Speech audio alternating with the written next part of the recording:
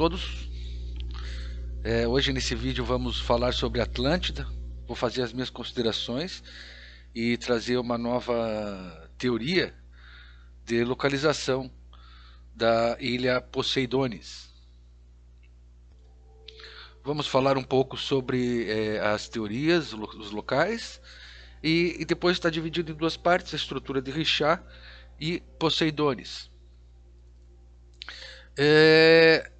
Eu não pretendo entrar na história básica de Atlântida e completa da narrativa, mas eu vou trazer para vocês aqui alguns pontos principais. Isso para que o vídeo não fique muito extenso, porque é muita coisa, né, sobre Atlântida.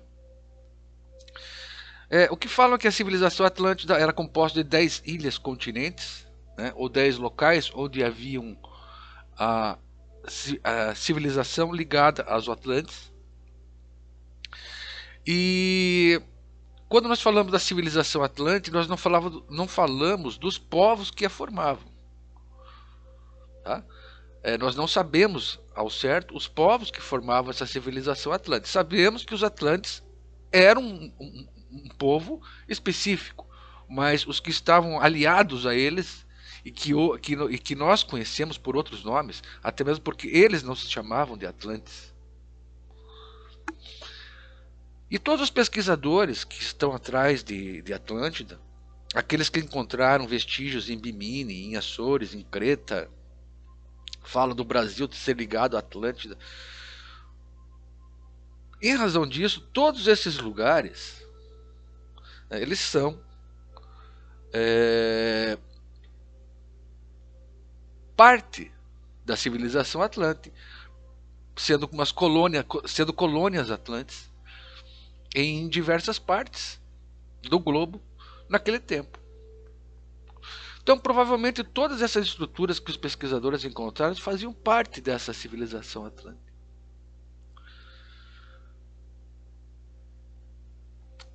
O local principal, que falam que é a origem da humanidade, é a ilha chamada de Poseidones,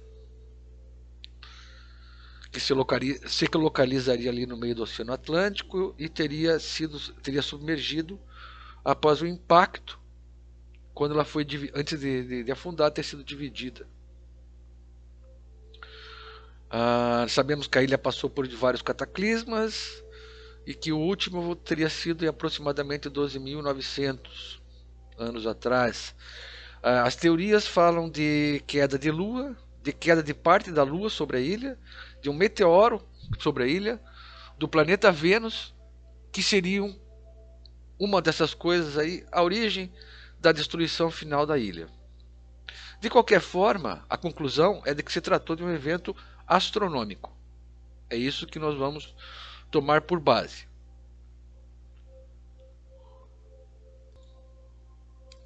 O nosso primeiro contato com o tema Atlântida, ele foi pela narrativa de Platão, que, a meu ver, não pode ser interpretada de uma forma literal. Ela tem que ser interpretada com base na verossimilhança, no bom senso, na lógica. Nós estamos diante de uma narrativa que foi repassada dentro da família de Critias, e narrada desde o tempo do seu bisavô, que era amigo de Solon, e Solon falou para o bisavô de Critias sobre o que ele ouviu de 2 sacerdotes do Egito.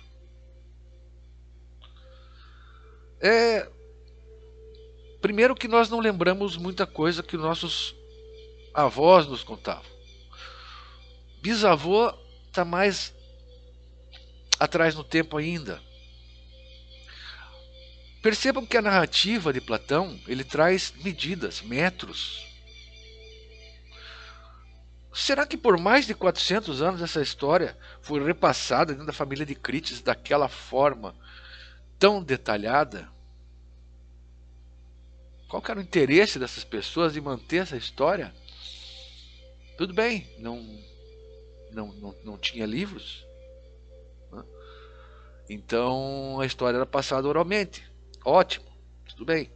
Mas você se recorda do que ocorreu, precisamente do que ocorreu há aproximadamente 400 anos atrás? Você acha que essa história ela vem do mesmo jeito? E note que a história que Solon contou para o bisavô de Critias era de 9.000 anos antes ainda.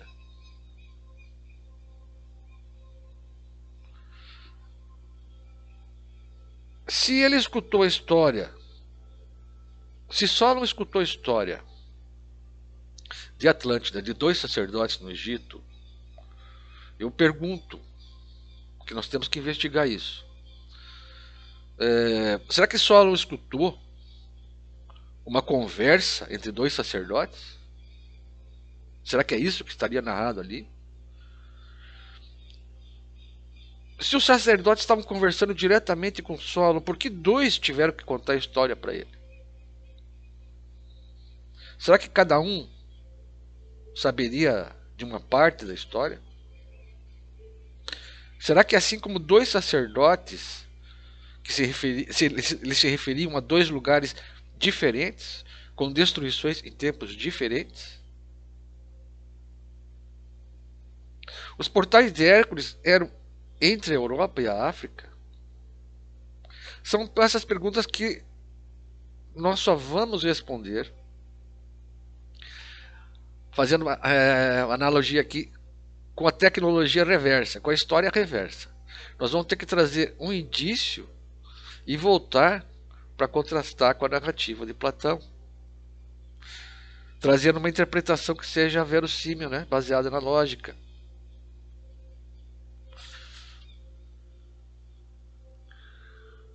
Platão também fala na narrativa dele, o que é importante para mantermos a atenção aqui, é que nessa ilha de Poseidones havia montanhas numerosas, próximas a uma planície.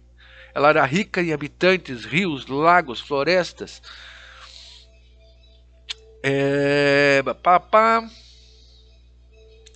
Eram canais que existiam, né? Nós vemos sempre aquela imagem do círculo, esses canais que existiam na ilha.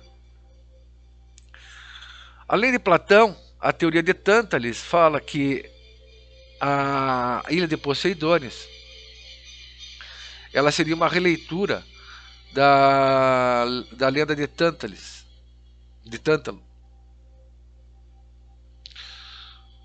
que seria que teria acontecido a narrativa na região da Anatólia. Pode ser que seja na Anatólia também uma parte de Atlântida, mas não, existiu uma ilha realmente no Oceano Atlântico. Não é corrupção dessa teoria de Tântalis aqui. Mais recentemente, temos a teoria da Antártida, da localização dessa ilha de Poseidones. A teoria foi criada pelo pesquisador, pelo jornalista Graham Hancock, e ele fala que a Atlântida teria se deslocado para o Polo Sul. Não é uma teoria aceita, né? Mas nessa região da ilha onde está a Antártida, onde é hoje a Antártida, que ela estava, na época que ela estava fora do polo, ou estava descongelada, né? Com certeza ali haveria uma cidade ligada à Atlântida. Isso não nego. Agora, que a ilha de Poseidones teria se deslocado até lá, não me parece muito razoável, até porque eles estão em polos diferentes da Terra. Ou seja, a ilha de Poseidones estaria no hemisfério norte, não polos diferentes, né, perdão, em hemisférios diferentes da Terra. Já falei aqui das narrativas, né? Que eu acho não muito crível que essa história tenha se passado sem perda durante tanto tempo, sem perda de informações, né? É, aqui na obra Timeu e Critias, né? Timeu, ele fala que a ilha de Poseidones está localizada além das colunas de Hércules, hoje Estreito de Gibraltar, mas isso não quer dizer que antigamente ali era chamado de coluna de Hércules. Era uma ilha maior que a Líbia e a Ásia. Compreenderia o Oriente Médio e a Índia juntas. Isso provavelmente no início da Atlântida, que ela passou por 4 destruições. Na parte final ela não era tão grande assim, no meu ver.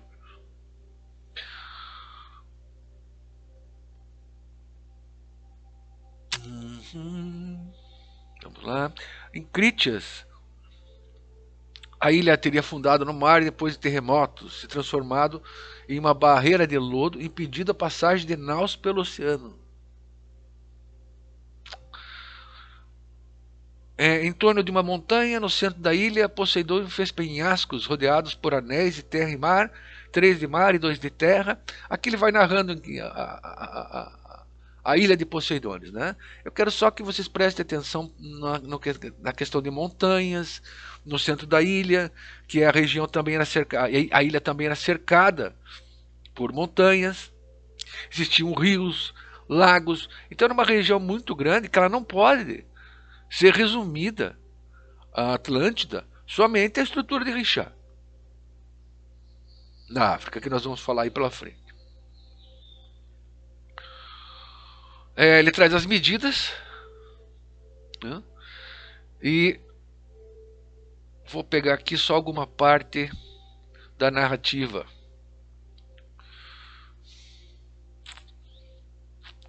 Na verdade eu já li, acho que não é muito interessante. Eu vou deixar na descrição do vídeo essas narrativas, tá? Para vocês darem uma lida. O importante aqui é lembrar que era uma ilha de proporção grande, não era uma ilha pequena, que era uma ilha cercada por montanhas, que tinha uma montanha no meio, alguma coisa assim ligada a montanhas. Isso é muito importante para o que nós vamos falar. Bom, vamos passar então a analisar agora a estrutura de Richat.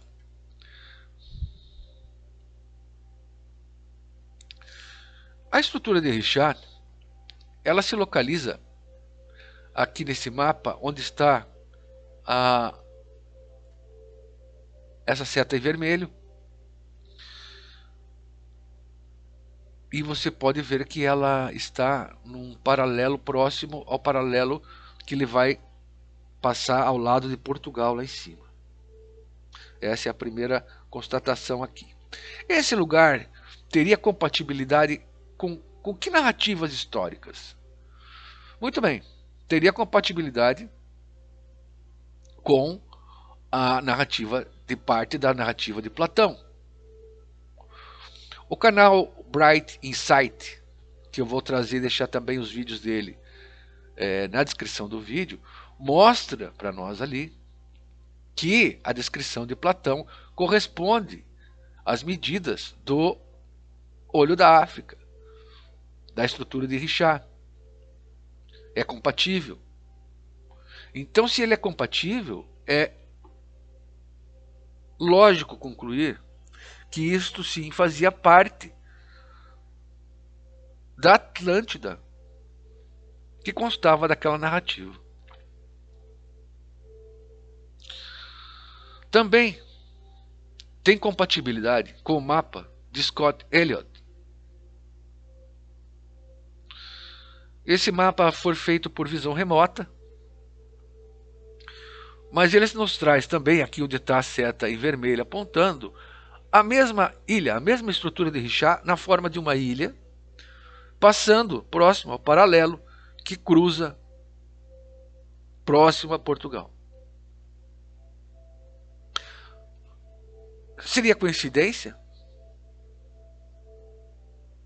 Ou seria algo que nós podemos interpretar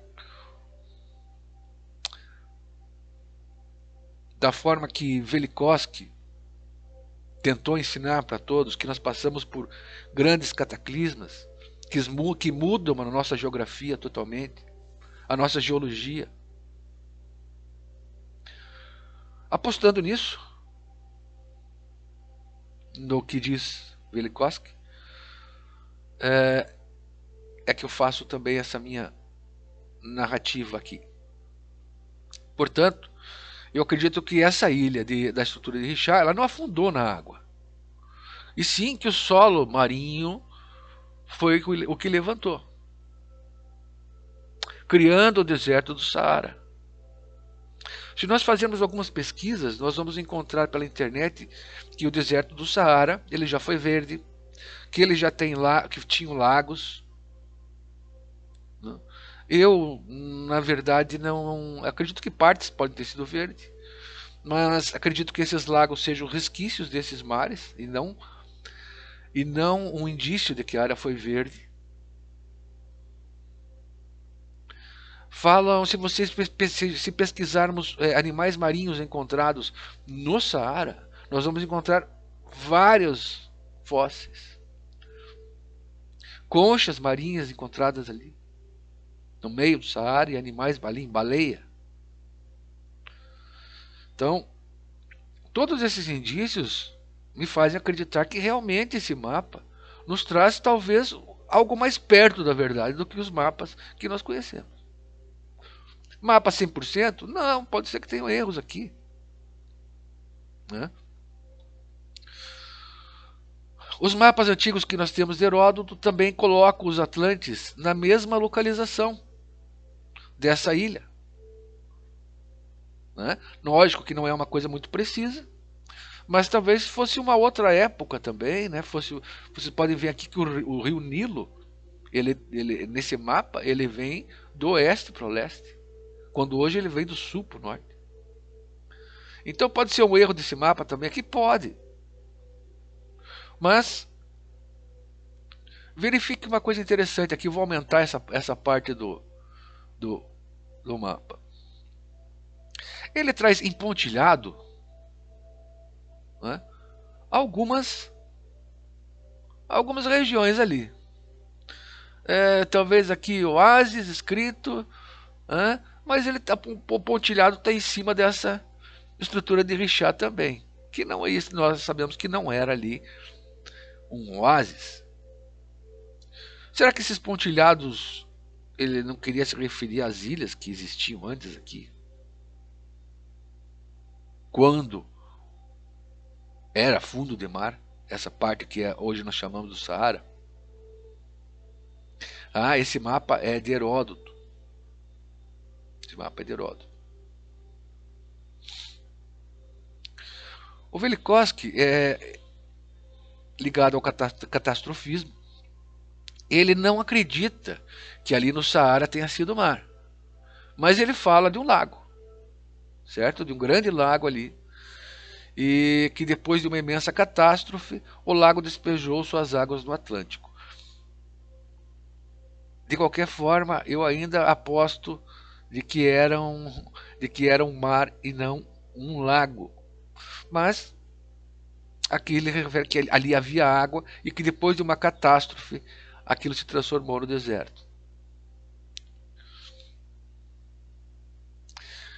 Uma outra parte, existem indícios de grandes cataclismos oriundos das ilhas do Oceano Ártico e dos tundras da Sibéria, no solo do Alasca, de Spitsbergen e da Groenlândia, das cavernas da Inglaterra, do leito florestal de Norfolk e das fissuras de rochas na Cornualha e de Gales, das rochas da França, dos Alpes, dos Juras, do Estreito de Gibraltar e da Sicília, do Saara e da Grande Falha Africana, da Arábia e seus barrates, das encostas da Caxemira de Himalaia, das colunas de Sivalik, do Irrawaddy na Birmânia, do Tietsin e do Choukochei, depósitos chineses dos Andes e do altiplano andino, das minas de asfalto da Califórnia, das montanhas rochosas e do planalto do rio Columbia, da caverna de Cumberland, no estado de Maryland e da pedreira Agathe do Nebraska, das colunas de Michigan e Vermont, com seus esqueletos de baleia, do litoral dos estados da Carolina do Norte e Sul, dos litorais submersos de fundo do Oceano Atlântico, com sua cadeia de montanhas, e do fundo lavas do Oceano Pacífico. Então aqui, todos esses locais foram encontrados também baleias. O que demonstra que, se não foi fundo de mar, esses animais, eles vieram com o mar avançando, né? Não podiam ter vindo de outra forma, através de uma onda, de um tsunami, de um cataclisma.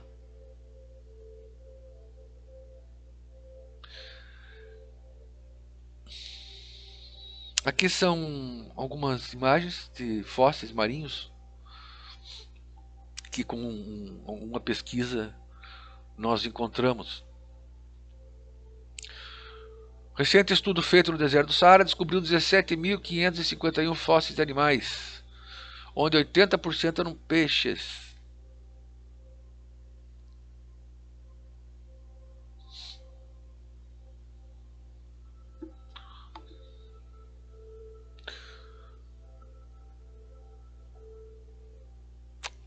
Falando aqui do mar interno, uma outra reportagem.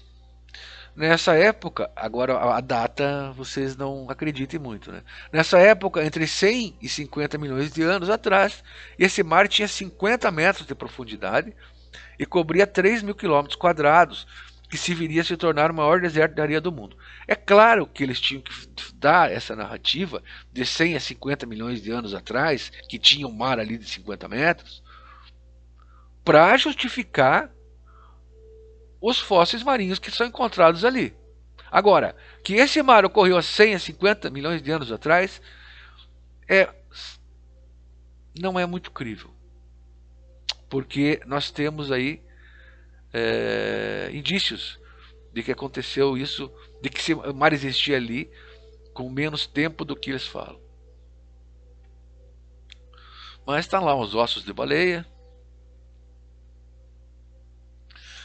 Bom, possíveis relações dessa ilha com a Bíblia. Agora vai ser bastante polêmico. Vamos lá, Ezequiel 27:3. E dize a Tiro, que habita nas entradas do mar, e negocia com os povos em muitas ilhas. Assim diz o Senhor Deus: ó Tiro, tu dizes, eu sou perfeita em formosura. Jeremias 47:4.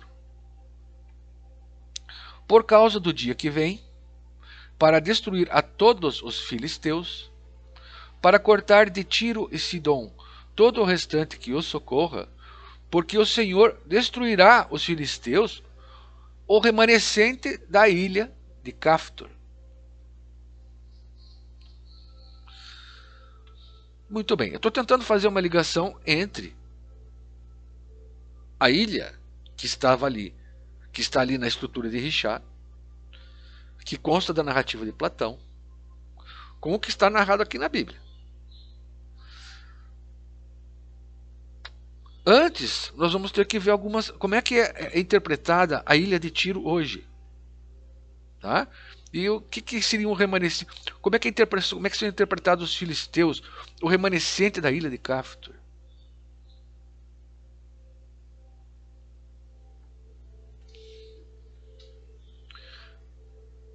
A Bíblia, ela pode estar se referindo a uma outra Tiro, mais antiga.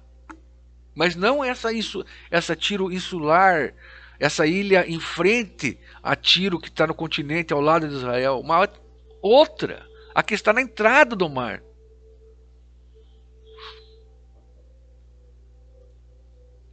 Aqui eu pergunto, aonde estaria nesse mapa? Aonde estaria a entrada do mar? Seria ali partindo da praia do lado de Israel? Ou seria aqui nessa abertura que hoje não existe mais?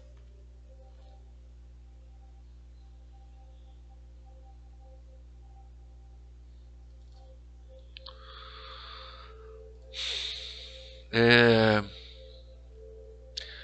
é certo que existia uma ilha ali na frente do continente da cidade de Tiro, né? E que ela teria sido destruída por Alexandre, mas o tamanho dela, ela não seria uma ilha importante a ponto de ser citada ali na Bíblia como perfeita em formosura. A perfeita em formosura não seria aquela ilha com aqueles círculos concêntricos tão bem elaborados? Não seria daquela ilha o mais fácil de se manter o comércio com as outras ilhas?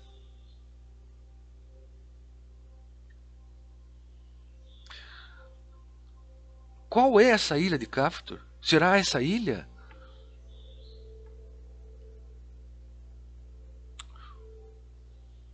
narrada como estrutura, dita como estrutura de Richard? Ou será a ilha acima dela, a que está mais perto da Europa e que seja a maior? Ou Caftor era a Poseidones? Não sabemos, né? Mas eles tentam explicar essa ilha de Caftor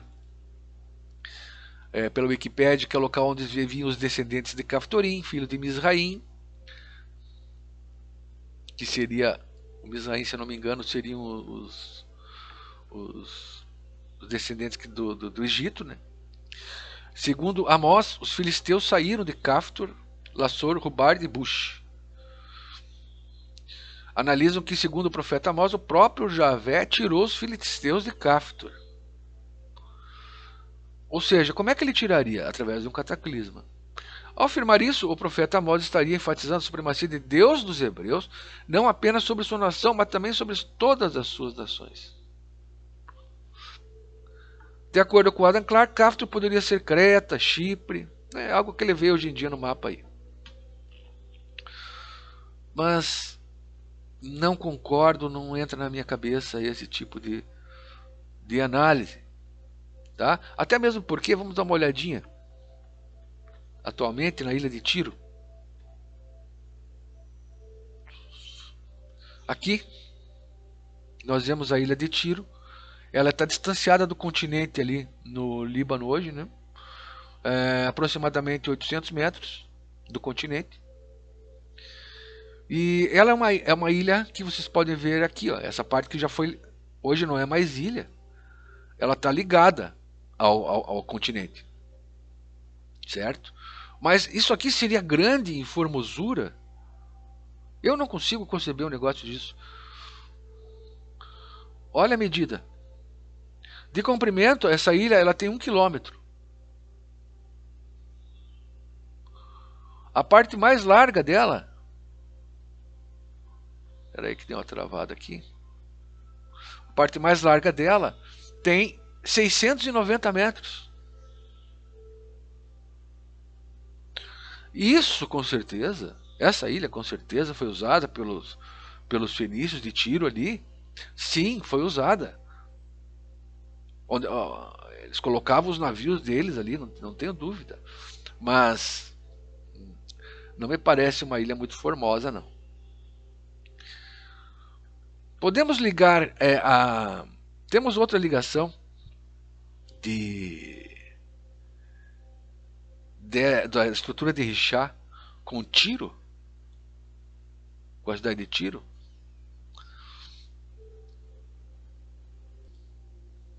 Frei Fidelis, ele era um linguista dedicado que viveu na cidade de Botucatu. Ele conhecia vários idiomas: hebraico, grego, latim, tupi-guarani, línguas neolatinas e o sumério antigo também. Não o sumério atual, que na verdade ele falava que o sumério antigo e a língua tupi-guarani eram praticamente a mesma coisa. E ele defendia que os habitantes da América foram os sumérios, que falavam a língua suméria. Óbvio. Que a raça estava instalada em todo o estado, seria comum que houvesse templos em vários pontos do território. Traçou paralelos entre o idioma tupi-guarani com o sumério. demonstrou que algumas cidades do interior de São Paulo tinham uma verdadeira origem suméria. Ele faleceu com 83 anos de idade e ele escreveu alguns livros. Dos livros, o que nos interessa são os dois últimos aqui, são o que ele fala sobre história antiga e que ele teve que escrever com um outro nome. Ele escreveu com o nome de Peregrino Vidal. Peregrino Vidal. Porque ele, se ele escreve isso, com certeza, com o nome dele, com certeza ele não estaria mais na igreja. Ele teria sido expulso com certeza, excomungado como herege.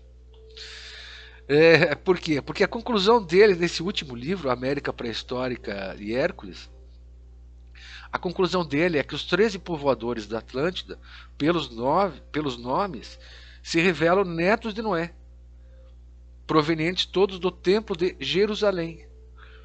Todos falam o sumério ou a língua dos cantores. As línguas antigas dos nossos ameríndios, como o tupi, o quechua, o maia, o mexicano, se analisam perfeitamente pelo sumério. Grande número de nomes geográficos americanos só se interpreta etimologicamente pelo sumério. Os 13 fundadores da Atlântida reaparecem a cada instante nas figuras das gravações que enfeitam nossos montes e rios. Tudo isso nos faz concluir que os Atlantes foram os primitivos americanos. Sim, parte sim. Né? Nós éramos parte aqui da Atlântida. Mas o interessante é os nomes, essa etimologia ligada ao sumério que ele faz, e que na verdade os 13 povoadores, filhos de Noé, são aqueles descritos como os 13 que estão na Bíblia. Então a história da Bíblia teria passado nessa época em Atlântida, segundo o Peregrino Vidal ou Frei Fidelis. Ele fez uma outra leitura de inscrições rupestres. Essa aqui é a inscrição da Pedra Lavrada na Paraíba. Pois então, essa Pedra Lavrada, ela foi interpretada como sendo pelo Dr. Gordon, como sendo de cartagineses, né? Que eles eram de Sidon, da cidade de Mercader. Só sobramos em esta ilha longínqua, país montanhoso, sacrificamos um jovem aos deuses e deuses, tá? Ok? Ele identifica como cartagineses, ou seja, fenícios. Já o Frei Fidelis, ele interpreta essa pedra como sendo os povoadores da segunda leva que se prepararam no Templo de Jerusalém com orações, secundadas pelos cantores todos do templo. Desceram da Cidade Santa, atravessaram a Arábia, onde já havia uma colônia de cantores negros saindo do templo. Passaram através do Egito, viajaram pelos montes que fecham o mar chamado do Meio, chegaram a Portugal e em jangadas fornecidas de mastros e velas arbóreas, navegaram para o oeste e chegaram à capital, toda cercada pelo mar, a Tiro. Então ele também faz uma ligação de Tiro com uma ilha toda cercada com o mar.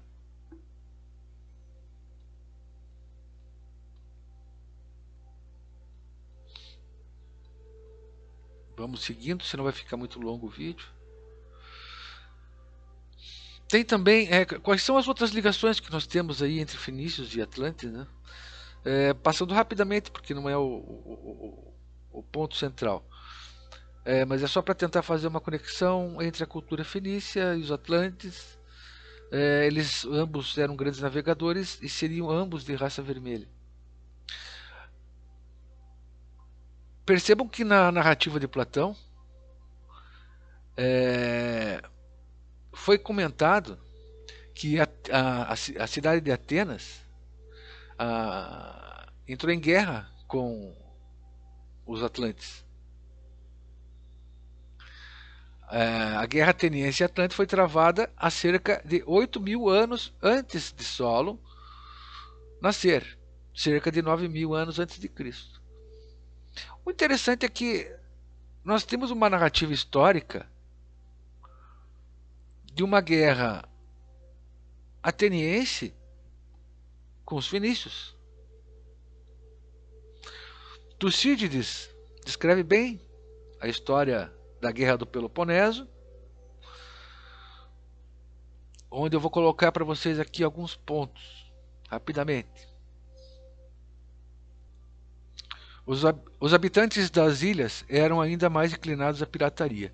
Entre eles se incluíam os cários e os fenícios, pois os primeiros habitavam a maior parte das ilhas, como se pode deduzir do fato de quando delas foi purificada pelos atenienses nesta guerra. E os túmulos de todos os que haviam morrido na ilha foram removidos, ter-se verificado que mais da metade era de cários.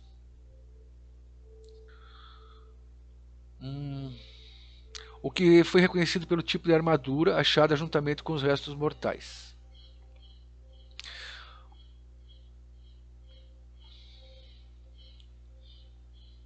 Depois disso, travaram nas proximidades do rio Eurimedon batalhas de um lado, e persas com atenienses e seus aliados de um lado, e os persas de outro. Os atenienses saíram vitoriosos nos dois elementos no mesmo dia, sob o comando de Simão, filho de Milcíades, e capturaram e destruíram um total de 200 trirremes dos fenícios.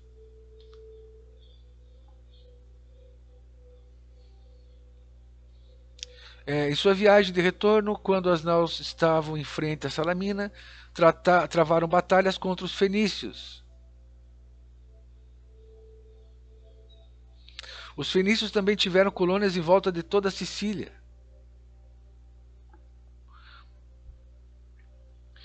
Os fenícios povoaram as ilhas gregas e exerceram antigamente pirataria.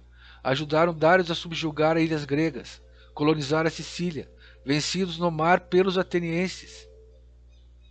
É uma mesma história daquela narrada por Platão da guerra entre Atenas e Atlântida.